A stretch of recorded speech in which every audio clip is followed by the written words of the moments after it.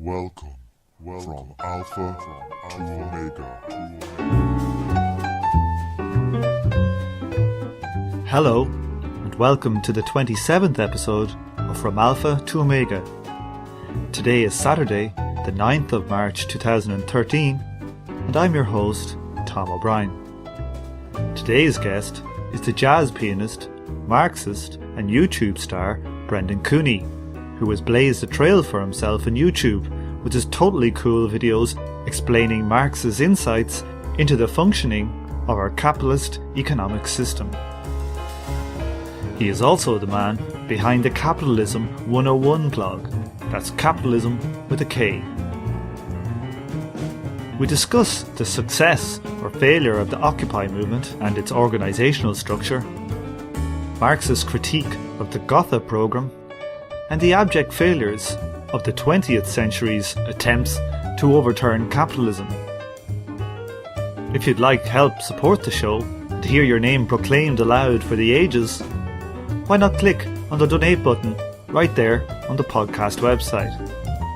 You can also follow me on Twitter and also on Facebook, where you can join another 98 lost souls. We join the conversation as Brendan discusses his videos and how he first came to be interested in Marx. They're like documentaries about how great the free market is, or they're like industrial propaganda documentaries about how great the machines are. It seemed like at some point companies were always making video documentaries about their own shop floors and how awesome their machines were. And then there's all these cartoons by this guy named John Sutherland who just made all these ridiculous economics videos for, lay people about how great the free market is. My videos might give the impression that I am just sort of spontaneously eloquent and knowledgeable, but each video represents a lot of very pointed reading and then a lot of time spent trying to distill the ideas in clear terms. I'd read some Marx when I was in college and then sort of considered myself a Marxist, and then a couple years before the shit hit the fan with the U.S. economy, realized that I didn't understand as much as I thought I understood, and I needed to do a lot more reading. So I started reading. When I was an undergrad in college, we were sort of discouraged from reading Capital and doing like hardcore Marxist economics, and we were sort of encouraged to do things like read David Harvey and Mike Davis and read sort of contemporary social theorists that had Marxist flavors. So I'd read a lot of that stuff in college, but I hadn't actually sat through Capital, and I thought it was going to be a drag when I first picked it up, and I ended up really digging the book and getting really into the more economic sides of Marx. So, Brendan, you're based in Boston. I was wondering if the Occupy movement had much of an impact there. I guess the question would be whether it had much of an impact anywhere. I don't know if I have too much else to say. I'm based in Boston. I've been here for only 2 years, and I actually won't be living here that much longer. I can only claim to have sort of marginal involvement with the Occupy movement here. I was never like a super active participant, but more of a onlooker from the sides. It definitely seemed to mobilize a lot of people, but outside of the occupation itself, it's hard to see any substantial result of it. Do you think it might play some kind of a systemic awakening function? Well, I guess the question might be like, is the Occupy the beginning of some new moment for the left or some death thing of the left? And I think the answer to that question really depends on how we interpret and pick apart what happened during the occupation and what sort of lessons people draw from it. Obviously there are a lot of positive things that are often said about the Occupy movement. I don't know if it's necessary to repeat all of them, but there's been a change in the public discourse to some extent, that a lot of people who maybe weren't engaged in these politics before have now been inspired to be part of a collective project, that the act of the occupation was sort of empowering for some people, especially young people, and maybe those sort of formative political experiences might play a role in people's future politics. But beyond those sort of feel-good, vague things, it's hard to see any structure that's emerged from Occupy that's going to be some long-term political structure and strategy for a left movement. If anything, it seems like the lack of structure in Occupy, or the problems with this structure in Occupy, have turned into this sort of this dissipating nothingness that's hard to point to any clear forward motion. So once the physical location of the occupation was essentially destroyed, that everything else about it essentially just dissipated. It seems like it, and I'm not an expert on everything that's going on in the Occupy movement, but from the few things that get the most attention, like the strike debt, for instance, it seems like the few sort of forward-moving organizational structures are very reformist and unimportant. There's not any sort of enduring radical content that's moved forward since the occupations have ended. Do you think that the experiences of the participants in the Occupy movement who experienced the flaws in this organizational approach and the limitations of it will lead them to theorize or add to it or radically change this if they want to continue with any type of effective radical political action? I don't know enough to be predictive in that way about it, but I definitely know that there were a lot of voices in the Occupy movement all along who were very critical of the structure of the movement and wanted a movement that was willing to make demands and to have more organizational structure and to be a movement that was actively trying to intervene in society and not just trying to sort of exist as an autonomous bubble within society. And unfortunately, the organizational structures of the movement were such that those sort of initiatives and voices were kept from having some sort of effectivity over the movement of the occupations. Whether or not those voices will have more of an impact now that the occupation is over, it's hard to know. I do know that there's this debate going on right now, like as we speak, on the Occupy Wall Street website about the consensus and whether or not consensus is useful to the movement anymore, whether it should be abandoned, whether the consensus itself is a source of stagnation in the movement.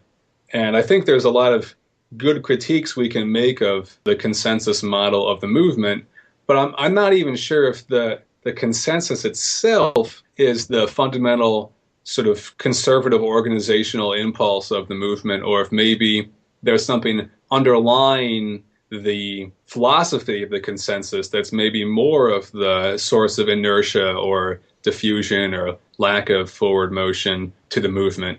Consensus can have different practical, formal structures, just like voting or majority rules kind of voting can have different formal structures, and they're all tools toward a certain end. But it seems like for the Occupy movement, a lot of times it was the consensus as an end in itself that was sort of fetishized, and the act of playing out the so-called horizontal democracy, horizontal decision-making became an end to itself rather than a means towards some sort of social transformation. I think that is part of the more fundamental problem behind the philosophy behind the occupation that kept it in essentially being a very conservative thing. Not conservative political, though of course we can critique the politics of different voices that were in the movement, but conservative in the sense that seemingly unable to move forward, like unable to get from point A to point B, but always be stuck in the same sort of routines. If we are talking about a radical politics, the nature of radical politics then perhaps is that it is a behaviour of the minority, and that the fact that we have to try and look for consensus somehow limits the effective motion of a radical organisation. I guess what I want to say is before we even talk about the problems with the consensus, I think there are problems. We should talk about why it is that there is a hyper-obsession with the horizontalism of the process that we're in, when perhaps the obsession should be with goals and strategy and creating bases of power within society by which we can challenge power structures. It seems that some of the philosophy behind the occupation was that they did not want to engage with the power structures of society, but instead to act as if we were already free, to set up this autonomous space where we sort of play the game of freedom. And that somehow in itself is going to supplant the power structures around us by branching out into all these seeds of little communities that are acting as if they are already free and playing horizontal democracy and then that somehow hollows out the system itself. This comes from a particular type of anarchist thought. David Graeber just wrote this defense of consensus last week, and he's posted on one of the many Occupy websites now, and he has this quote. I wrote it down. He says this at the end of the article: "The power of Occupy has always been that it is an experiment in human freedom. That's what inspired so many to join us. That's what terrified the banks and politicians." So for him, in his perspective, the occupation was an experiment in human freedom. It was this space where people were acting as if they were really free as human individuals, and that this was what attracted people to the movement, and that this is also what was so terrifying to the system. And I think that all the different points in that narrative are just wrong. I think most people were attracted to the occupation because they were pissed off about the system and wanted to be part of some movement that was going to do something about it, not because they wanted to act out some sort of make-believe world of freedom. I don't think that the occupation was necessarily terrifying to banks or politicians because it was all of a sudden there was some model of an alternative society being acted out right next to Wall Street. I think that actually the occupation was allowed to go on for months and months because it wasn't necessarily threatening to the system, and it wasn't really clear what the message of the occupation was or how it was a threat at all, because there were clear challenges to the system being voiced. There were no demands, no power bases being created. And so I think before we even get into the consensus discussion, which is good to have, we have to also more fundamentally critique this idea that radical politics can just be this act of ignoring the power structures of society and living in some sort of fantasy world of horizontalism, where we have this hyper-obsession with our own internal processes.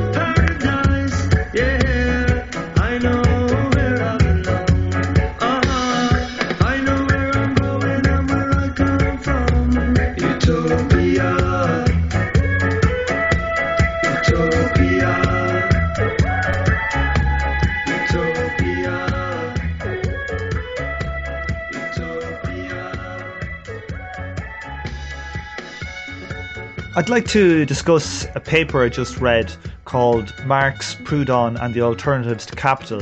This talks about the intellectual battles between Marx and Proudhon, who's a leading thinker at the time, on what a reformed social system would look like. Also, it talked about Marx's critique of the Gotha program. I was wondering if you could maybe tell us a little bit about what this Gotha program was and what Marx thought of it. Marx's critique of the Gotha program is a great read if you haven't read it, and it's one of those few places where we have Marx actively talking about socialism or alternatives to capitalism. And it's also very short and easy to read, so it's one of those things that's great for a book group or discussion group. Marx is critiquing a program that's been put forward by part of the International Working Men's Association. There's been a proposal put forward, and he basically scribbled a lot of his angry comments about the proposal in the margins of his copy of it. And after his death, I believe it was published. So it wasn't even like he was preparing this all for publication himself, as far as I understand. One of the things that's great about the critique of the Gotha program is that there's a bunch of repetition of this concept that politics can't legislate the mode of production, but actually it works the other way around, that the mode of production gives us certain modes of politics and ways of organizing society. So one of the things Marx is critiquing in the Gotha program is the following statement. It's point 3. It says, "The emancipation of labor demands the promotion of the instruments of labor to the common property of society and the cooperative regulation of the total labor with a fair distribution of the proceeds of labor." At first glance, this might seem like a fairly straightforward, radical idea, that we want to take the means of production, make them the common property of society, and that we want to distribute the proceeds of labor fairly. But what Marx goes into is this long question of what is fair? What is a fair distribution of the proceeds of labor? And through this discussion, he gets into a rather specific discussion of what it would take to replace capitalist social relations with some sort of non-capitalist social relations. Lots of ideas circulating in Marx's time about different ways of changing things about money and property and commodities to create some sort of new society. And Marx spent a lot of time critiquing various alternatives that were proposed. But in the Gotha program, he's putting forward some sort of alternative vision. What Marx is trying to figure out is what is the essence of capitalist social relations?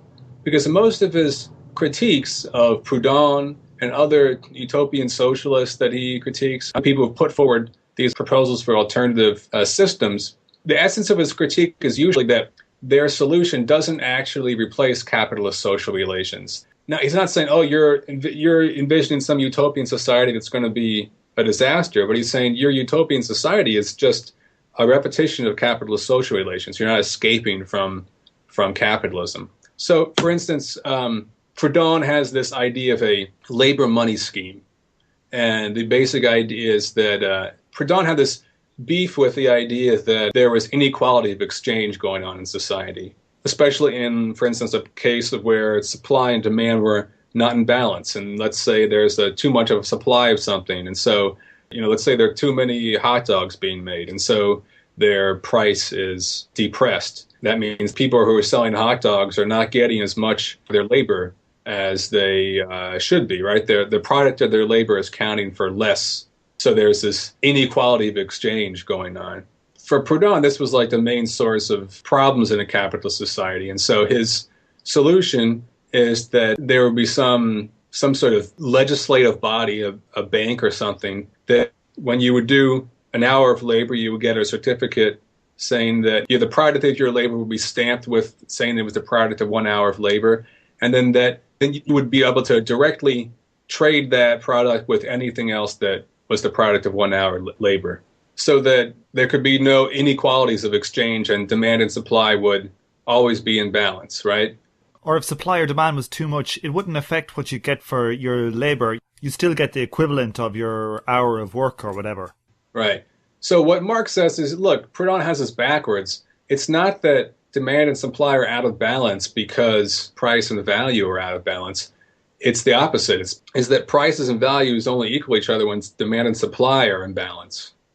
So the labor time you put into something is only equal to the exchange value of your commodities when the demand and supply are in balance. He's reversed the causation. And he proposes this labor money scheme where there'd be these time chits, right? These pieces of money that would specifically say that this is worth 1 hour of labor and everything would be exchanged exactly for their labor times. But in reality, Marx says, look, the appearance of money in society is not a result of some sort of legislative decision. It's the result of the mode of production itself. If you are selling commodities, if you're producing things for exchange, money will emerge in society, whether or not it's in black markets or some sort of informal interactions, or whether it appears in some sort of formal process eventually, or whether time chits themselves begin to take on the qualities of actual capitalist money. He says you can't just legislate away capitalist value relations. You can't by fiat impose some sort of non-capitalist organization of money and commodities on top of a society which is producing commodities for exchange. To give like a specific example, well, let's take the example from the paper you mentioned. Let's say I'm producing typewriters, and it takes me like 3 hours to make a typewriter.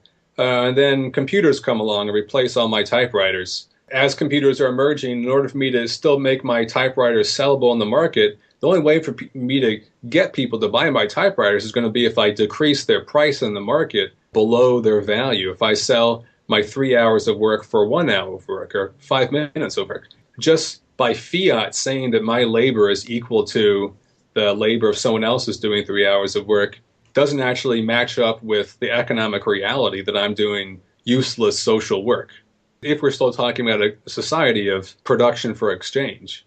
So Marx says the alternative to this is to actually have a society in which we change not just something about money, but change the actual economic structure of society itself. And so people are not producing for exchange, but are producing things in common. And so in this passage in the Gotha program, he actually puts forward this proposal, and it can seem puzzling at first, because at first it almost seems like he's proposing a labor money scheme, like the Proudhonist labor money schemes that he's critiqued in the past. But there's something fundamentally different about it. So what is the fundamental difference in Marx's proposal? I think maybe before I answer that, I should say something about direct and indirectly social labor. In a capitalist society, our labor is indirectly social. And what we mean by that is that in order for my labor to be part of the social labor society, I have to do the labor first. And then the product of my labor enters a marketplace and is compared to all the products of everyone else's labor. And then market signals, it could be that my labor was efficient, or it was useless labor, or it was hyper efficient, more efficient than average, or I was producing something that was in high demand in relation to supply. Those signals then are reflected back to me through price signals and inform my future labor. The labor that I'm doing is always some sort of guessing game in relationship to the average level of productivity and to the level of social demand for my labor. And that's what I mean by saying that capitalist labor is always indirect. One of the results of this indirect labor process is that value is always a process of social averaging. There are firms and individuals that produce at below the average level of productivity, and they are punished by the market. There are people that work above the average level of productivity, and they're rewarded by the market. There's a baseline of value of a product as a social average based on the average level of productivity and the assumption of supply and demand equating each other. So Proudhon has this idea that if you just stamp the product of everyone's labor with the amount of time it took, and then exchange goes on as it had before, that somehow the products of our labor will be directly social. So an hour of my work will be exactly worth an hour of your work, exactly worth an hour of everyone else's work. But what he fails to understand is that this indirectly social nature of production is not a result of some sort of conscious decisions we are making about money. It's a result of the structure of production itself. It's a result of the fact that we're producing privately for social consumption. It's a result of commodity exchange. So what Marx says is that his proposed system of labor money has no way of actually making the products of different people's labors directly social, that it just will end up resulting in the same sort of commodity relations and averaging of social activity and average values that our current society does. So Marx says the only way to really address, in order to really replace indirectly social labor with some sort of directly social labor, we have to address the actual form of productive relations. When you say to replace indirectly social labour with directly social labour, does this speak to what the use value of that labour is? Say, for example, I'm producing, some fairly worthless Justin Bieber DVD or something, and that the nature of this is we could see it as adding very little to society, whereas if we're dealing with directly social labour, there'll be more of a thought about what is the reason for doing what we're doing, not just for the motive of profit. Yes. So in a capitalist society, our labor is indirectly social because we only find out if our labor was useful after we've done the labor. We only know if the use values that we have created are socially useful after labor has been done. If the labor was directly social, then that decision about whether or not our labor was useful would happen before the labor was done. Let's say the city of Boston was part of some sort of network of productive cooperatives, and it set certain output quotas per year for what it wanted to produce. It would be deciding on what it thought was socially useful production, and it would be a collective decision involving whatever sort of collective decision processes it thought was important. And of course, just like the debates over consensus and democracy, there's all sorts of different debates we could have over the formal organization of those decision making. But regardless of the formal rules of that decision making, the content of those rules would be directly social labor. So one of the things that Marx is trying to really great, he does in just like one paragraph of the critique of the Gotha program, is say exactly what it would take in order for the labor to be directly social and not indirectly social. And what he says is this, that I go to work, I do 8 hours of labor, and then I would receive not a money wage, but a certificate entitling me to 8 hours worth of consumption goods. I would then take that certificate of 8 hours worth of consumption goods and use it to purchase, if you want to use the word purchase, from whatever the local store of goods is, my 8 hours of consumption goods, minus probably deductions for certain social expenditures, since we all have to produce somewhat of a surplus for society. So maybe 8 hours of labor would actually entitle me to 6 hours of consumption goods, depending on what society's decisions were, right? But everyone's work, regardless of what kind of work they do, is equal to each other's. And so the reason my labor would be directly social, not indirectly social, would be that there wouldn't be this process of social averaging by which our labors only count as equals once we average them together. And how do I say this? In a capitalist society, our labor is only social after this process of averaging takes place, where we take into account inefficient and efficient producers, reward the efficient ones and punish the inefficient ones, and et cetera. In Marx's proposal, the opposite is happening. Everyone's labor is immediately social, immediately worth the same as everyone else's labor. In this process, then, we then have some kind of a organised society which decides what they want to produce for the next year. They then break up the work. Everybody goes working at it. Everybody works, say, an 8-hour day on this directly social labour because the society decided this is what we need. There won't be much waste. And then they're given the amount of goods that they've worked for, in essence.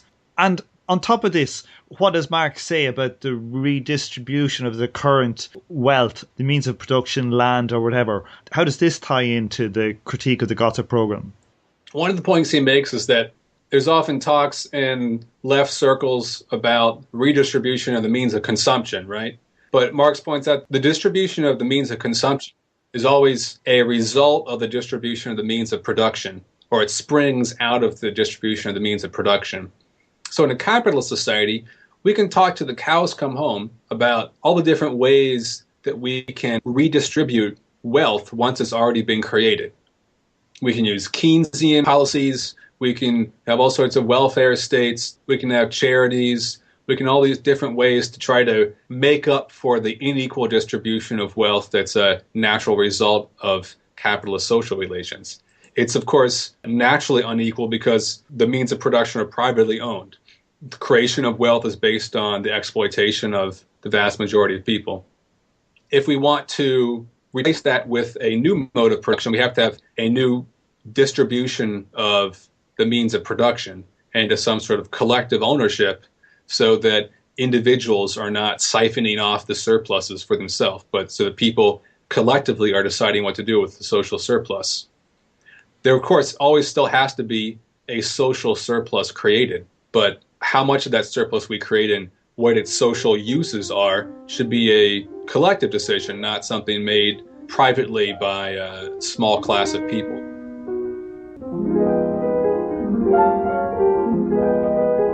Is that really your idea of how to run a newspaper? I don't know how to run a newspaper, Mr. Thatcher. I just try everything I can think of. Charge, you know perfectly well there's not the slightest proof that this armada's off the Jersey Hello, coast. Mr. Bernstein. Excuse me, Mr. Can you King. prove it isn't? This just Mr. came Bernstein, I'd like you to meet Mr. Thatcher. I'll just How do you do, Mr. Mr. Thatcher? Leland, Mr. Thatcher, my ex-guardian. We have no secrets from our readers, Mr. Bernstein. Mr. Thatcher is one of our most devoted readers. He knows what's wrong with every copy of the Inquirer since I took over. Read the cable. Girls delightful in Cuba, stop. Could send you prose poems about scenery, but don't feel right spending your money. Stop. There is no war in Cuba. Signed, Wheeler. Any answer? Yes, dear Wheeler, you provide the prose poems. I'll provide the war.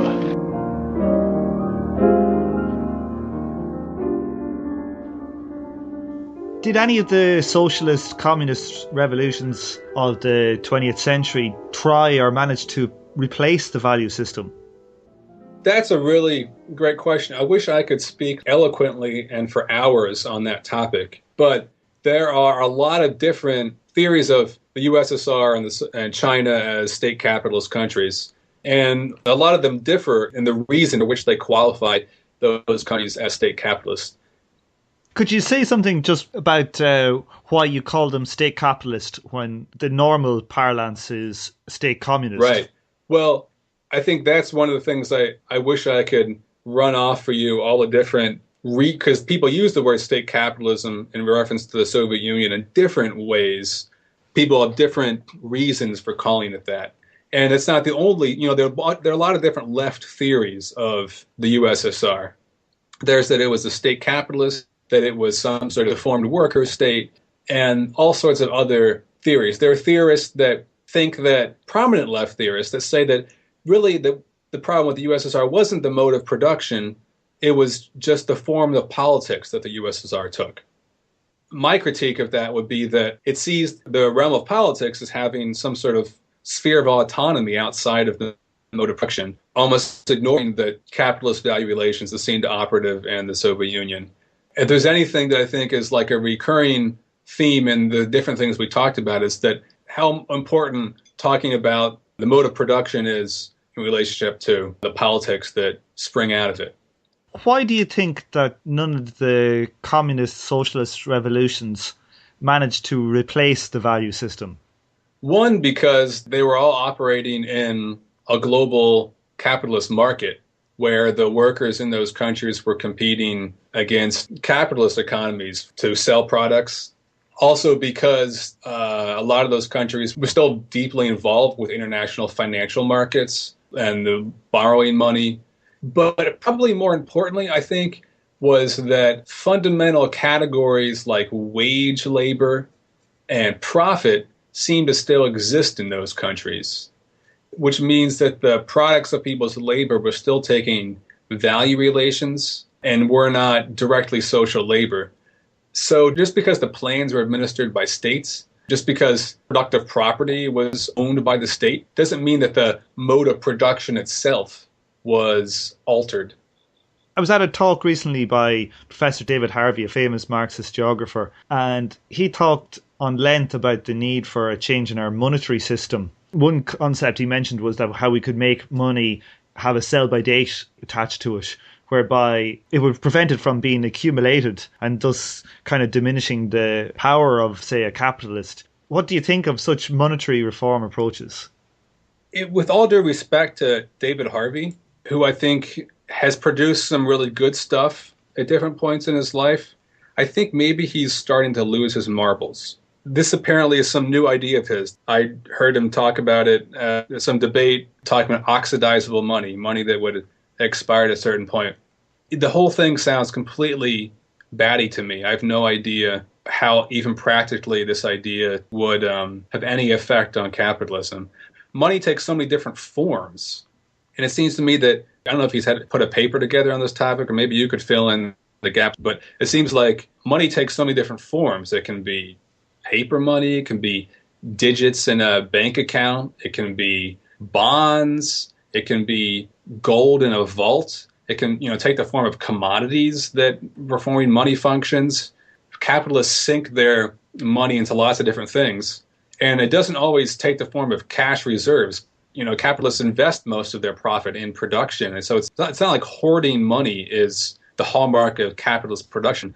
The hallmark of capitalist production is reinvesting your money constantly and the accumulation of more capital. So it seems to me like, maybe there's some discussion right now in the short term about that there's hoarding going on because we're in an economic crisis. But I don't see how some sort of attempt to discourage that short-term hoarding, I don't know how practically that would even play out or make any sense, but I definitely don't see how it would in any way change anything about the fundamental nature of capital accumulation. But in general, right, there's lots of different, maybe your question is also sort of getting at that there are lots of proposals to do something about money. Money is an easy target because abstract labor takes the form of abstract wealth in the shape of money in our society. The reason that money has the power it does is not a result of some sort of magic property that money has. It's a result of the mode of production, which is based around abstract labor.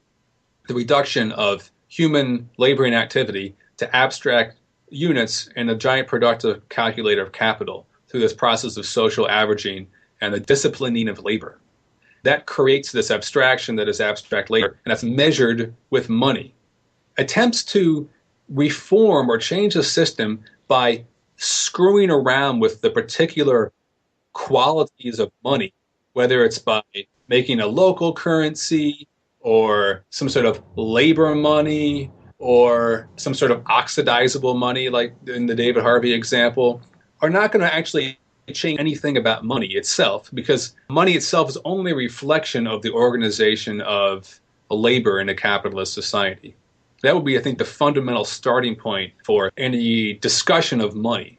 When it comes then to political power, I see kind of two types of power. We see money power, those that have the means of production and cash at hand so they can buy politicians, legislation and police, etc., etc.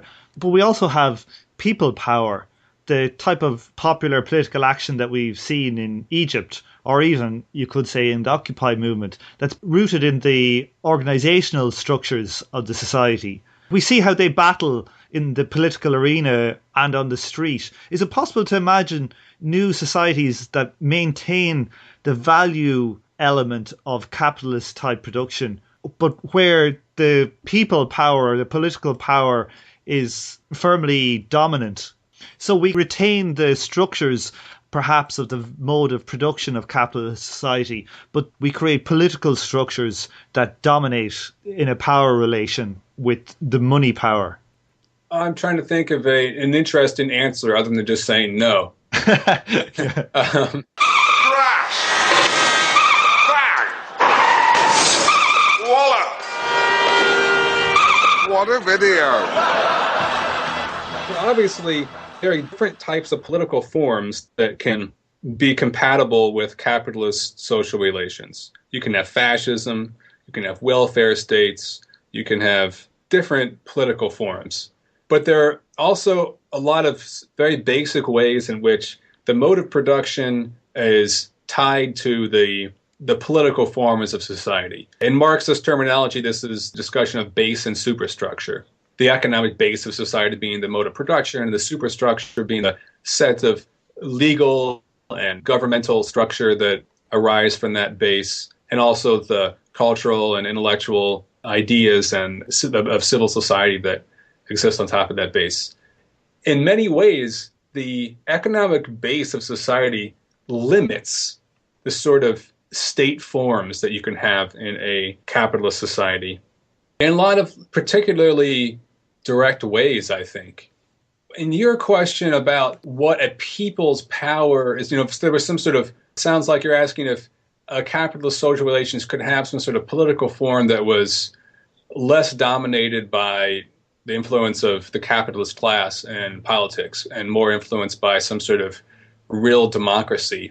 Let's say you had like the most possible democratic organization of the political system. That political system would still not be able to change the basic structure of property relations, exploitation, legal and financial things associated with that are part of a capitalist society.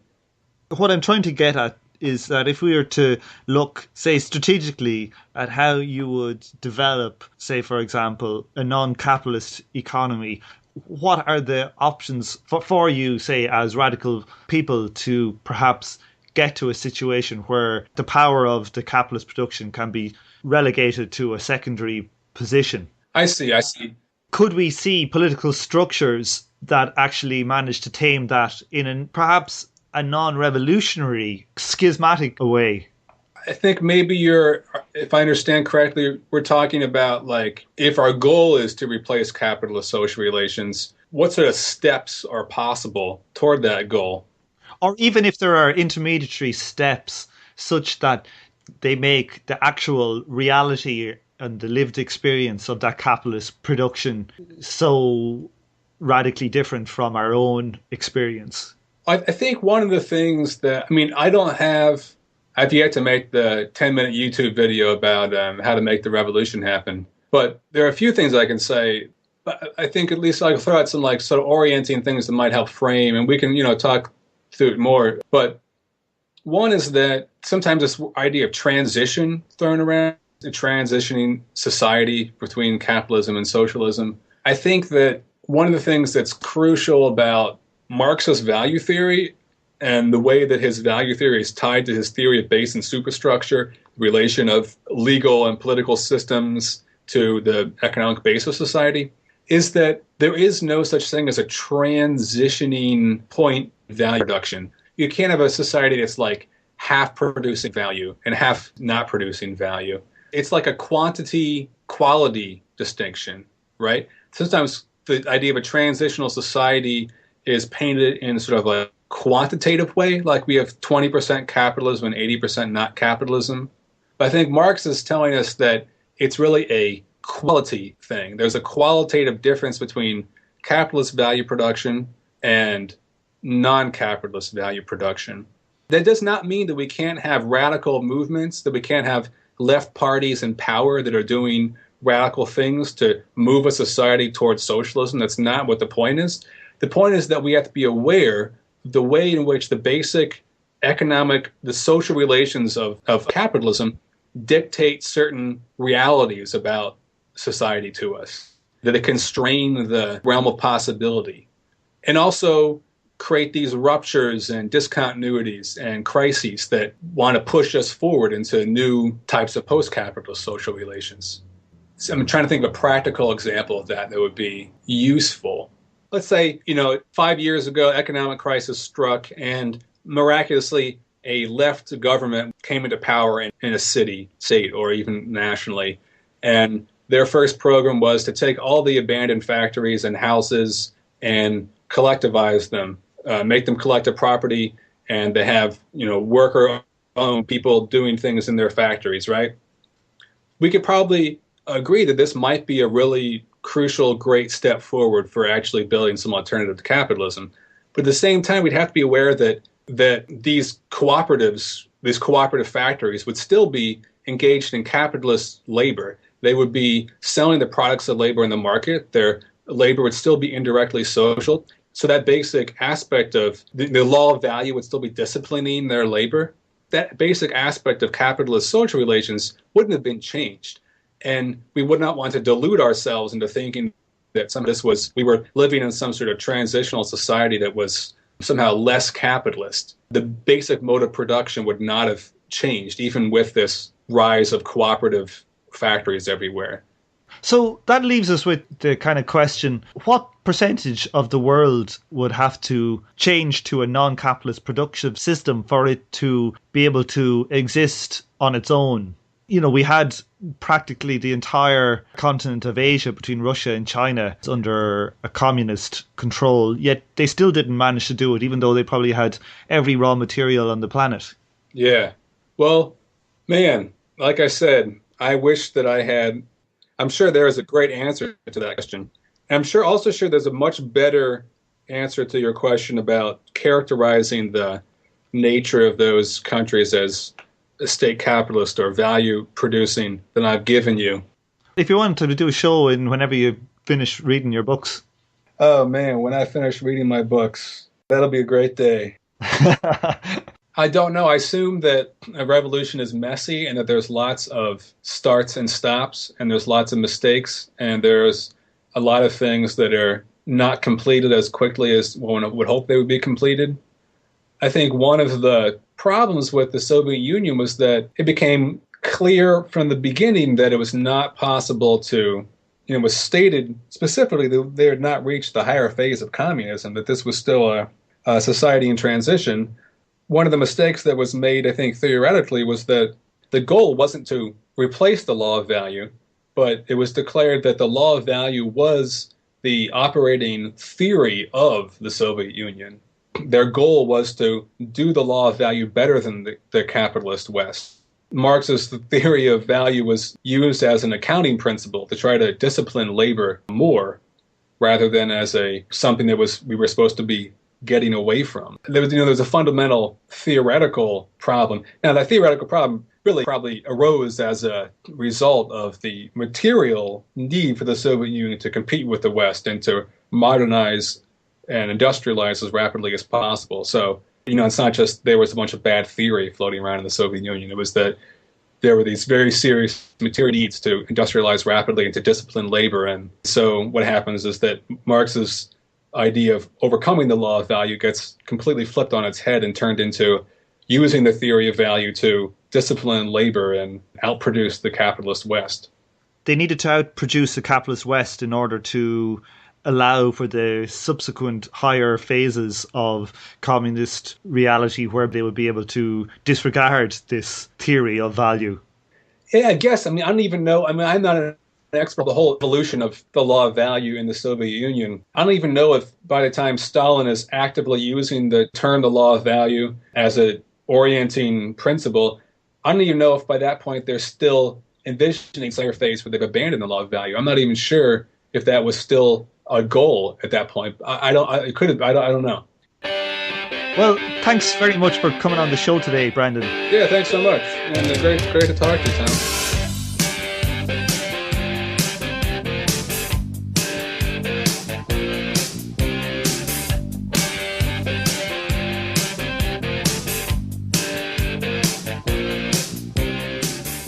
On this episode, you heard the intro, Rhinoceros, by Brendan Cooney's Rhinoceri Trio, and the reggae man G.T. Moore singing of Utopia. You also heard an excerpt from the classic film Citizen Kane, accompanied by La Danse d'époque by Claude Debussy, some crashing, banging and walloping with Alan Partridge, and you are now listening to Dire Straits with their 80s classic Money for Nothing. Thanks for listening, and I hope you join me for the next episode From Alpha to Omega. Look at them yo-yos, that's the way you do it. You play the guitar